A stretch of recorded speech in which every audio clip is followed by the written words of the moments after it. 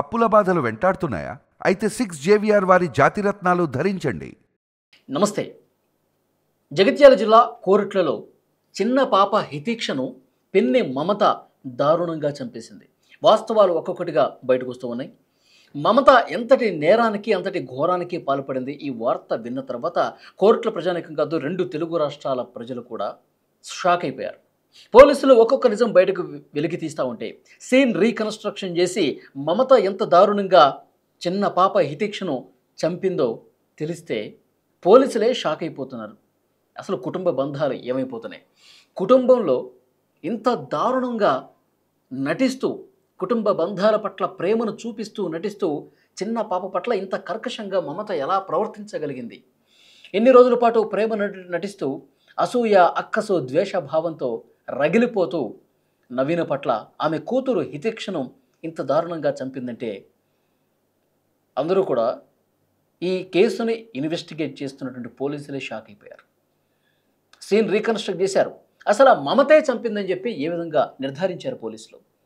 మరి కూడా ఒక్కసారి మనం మాట్లాడుకుంటే, అంటే దర్యాప్తులో బయటకు వచ్చిన నిజాల గురించి ఒక్కసారి మనం మాట్లాడుకుంటే, నవీన ఈ హితీక్ష తల్లి, ఆ చిన్న పాప తల్లి ఎవరైతే ఉన్నారో నవీన, ఆమె వేరే పని మీద కరీంనగర్ పోయింది. ఇంట్లో ఆ పాప నానమ్మ, అంటే నవీన ఈ చంపినామే మమత, వీళ్ళిద్దరే అత్త అన్నమాట. ఆ పాప నానమ్మ, ఆ పాప ఇద్దరు మాత్రమే ఉన్నారు.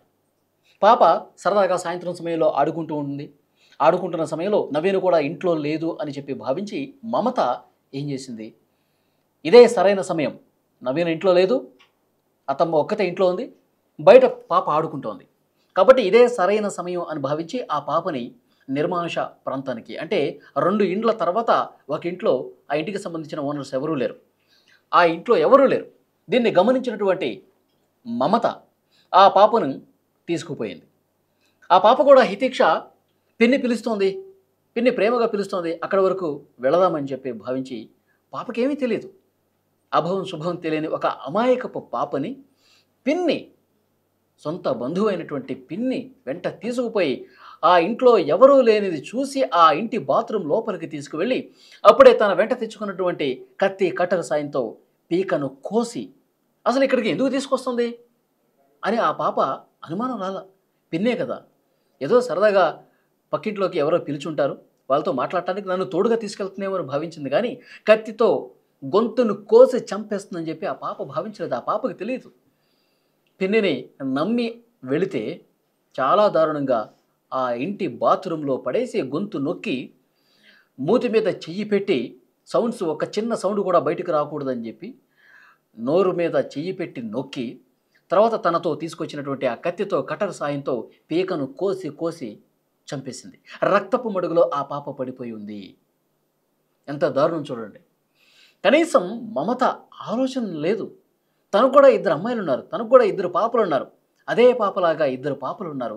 కనీసం ఆ పాపలు గుర్తుకు రాలేదా?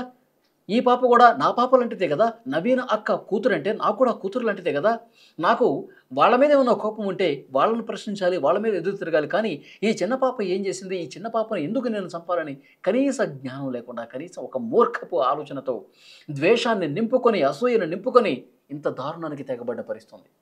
ఆ పాప రక్తపు మడుగులో పడి చనిపోయింది. ఆ తర్వాత ఏమీ ఎరగనట్టు అక్కడి నుంచి బయటకు వచ్చేసింది. ఆ కవర్లోనే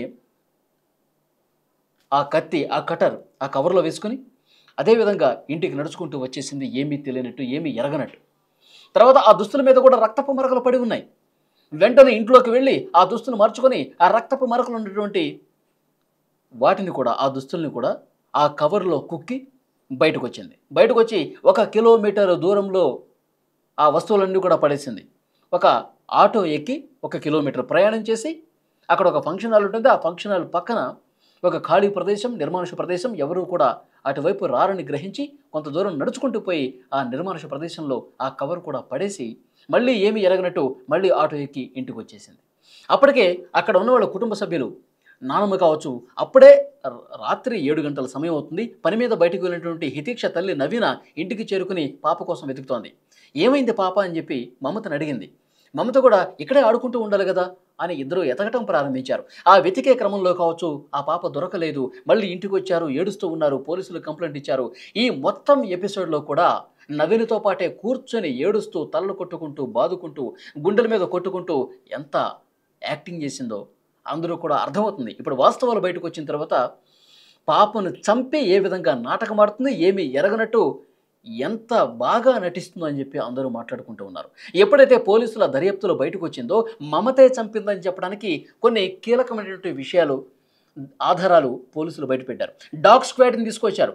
డాగ్ స్క్వాడ్‌ని తీసుకొచ్చి వెతకటం ప్రారంభిస్తే నేరుగా ఎక్కడైతే ఆ రక్తపు మడుగులో పాప ఉందో అక్కడి నుంచి నేరుగా ఆ డాగు, పోలీసుల వెంట ఉన్నటువంటి ఆ డాగు మమత, నవీన ఉన్న ఇంట్లోకి వెళ్ళింది.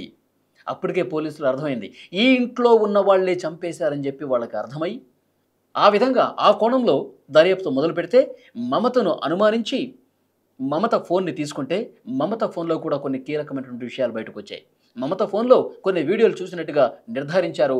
అలాగే మమత ఏవైతే ఆ కాల్ హిస్టరీ ఉందో డిలీట్ చేసిన పరిస్థితుంది. ఈ ఆధారాన్ని కనిపెట్టారు. దాంతోపాటు మమత పాప కనిపించకుండా పోయిన సమయంలో 6 సార్లు ఇంట్లోకి వెళ్ళటం, బయటికి రావటం, ఇంట్లోకి వెళ్ళటం, బయటికి రావటం, అలాగే డ్రెస్ మార్చుకోవటం, దీన్ని గమనించారు పోలీసులు.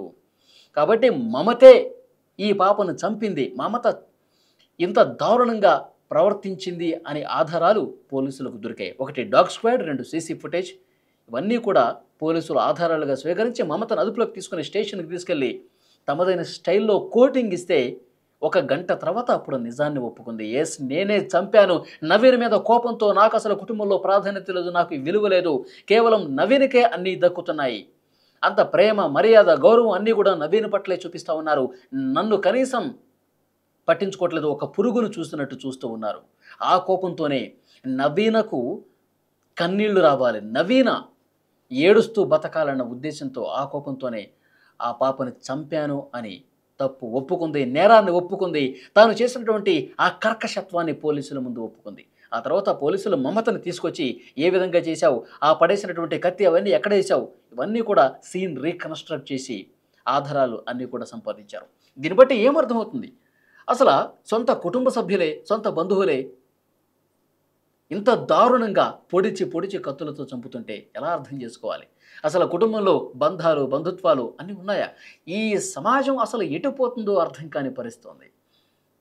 ఇంత దారుణంగా చిన్న పాపని కూడా చూడకుండా చంపేస్తారా? కేవలం అసూయతో, ద్వేషంతో ఇంత దారుణానికి ఒడిగడతారా? దుబాయ్లో ఎక్కడో ఉంటున్నారు. ఏమే భర్త, నవీన భర్త, ఇద్దరు కూడా అన్నదమ్ములు అక్కడ ఉండి పని చేసుకుంటున్నారు దుబాయ్లో. ప్రతి నెల డబ్బులు పంపిస్తున్నారు. కానీ ఇక్కడ మమత ఇంత కోపం పెంచుకుంది, ఇంత ద్వేషం పెంచుకుందని చెప్పి పాపం వాళ్ళకి తెలీదు. ఇంకా ఒకే కుటుంబం కదా అని చెప్పి నమ్మితే మమత నా చెల్లెలని చెప్పి నవీన భావించి తన కుమార్తెని ఇంట్లో వదిలిపెట్టి ఆమె ఎక్కడో బయట రోడ్డు మీద ఆడుకుంటూ ఉంటుంది, చూస్తూ ఉండు, గమనిస్తూ ఉండు, నేను వెళ్ళి వస్తాను, చిన్న పనుందని చెప్పి ఆమె వెళ్ళి ఇంటికి వచ్చేసరికే ఇంత దారుణానికి తెగబడితే ఇంకా ఎవరిని నమ్మాలి? కుటుంబ సభ్యుల్ని ఎవరి మీద నమ్మకం ఉంటుంది? ఆ తల్లి కడుపు కోత ఒక్కసారి స్క్రీన్ మీద విజువల్స్ చూస్తుంటే అర్థమవుతుంది.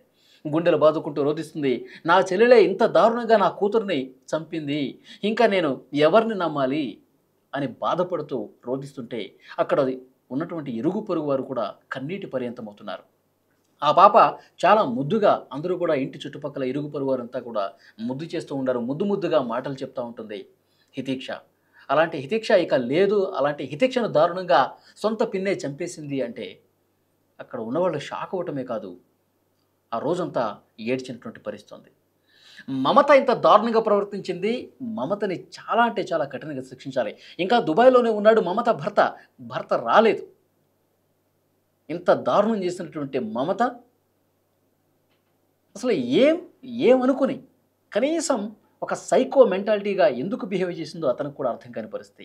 ఉరి తీసినా నాకేం పర్లేదు అని చెప్పి మమత భర్తే ప్రస్తుతం మాట్లాడుతున్నాడంటే మమత ఎంత దారుణంగా బరి తెగించి వ్యవహరించిందని కూడా అర్థమవుతుంది. సో ఇలాంటి ఘటనలు మళ్ళీ రిపీట్ కాకుండా ఉండాలి అంటే మమత లాంటి వాళ్ళకి కఠినంగా శిక్షించాలి. అసలు జైల్లో వేయటం కాదు, ఉరి తీయాలి అంటూ ఆ గ్రామస్తులు కూడా, ఆ కాలనీ వాసులు కూడా మండిపడుతూ ఉన్నారు, ఆగ్రహం వ్యక్తం చేస్తూ ఉన్నారు. ఇంకా అసలు ఈ సభ్య సమాజంలో ఆమె బతకటానికి వీల్లేదు అంటూ మాట్లాడుతూ ఉన్నారు. ఇంకా బయటకు రావద్దు, మనలాగా ఇక సమాజంలో తిరగొద్దాని అని మాట్లాడుతూ ఉన్నారంటే అక్కడ ఉన్నటువంటి స్థానికుల్లో ఎంత కోపం మమత పట్ల ఉందనేది అర్థమవుతుంది.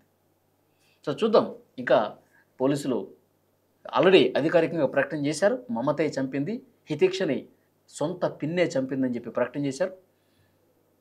ఇక తర్వాత కేసు ఎట్లా ముందుకు పోతుందనేది కూడా చూద్దాం.